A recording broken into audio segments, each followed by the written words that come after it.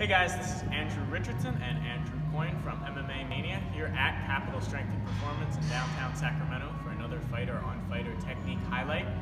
We just talked about Donald Cerrone, and now we're going to take a look at Iaquinta, the new coming lightweight contender. He's been on the roster for a while, but his last win really shot him into relevancy. Iaquinta's a kind of a rough and tumble bruiser, a boxer. He's not a guy that has a super technical game. He tends to end up in scraps and win those scraps, which is a skill set all its own.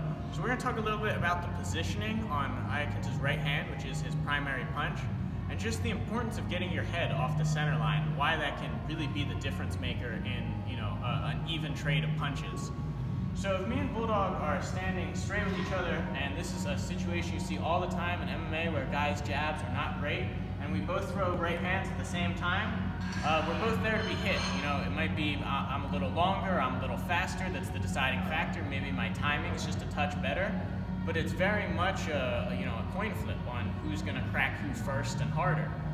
So one of the most important things that you can do as a fighter is getting your head off that center line, getting just a few inches over where my punch lands and Bulldog's does not. And this is what Al does really well with his right hand.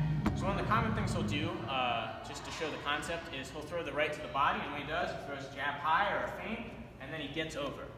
And it's going to just making my torso shift over my lead leg.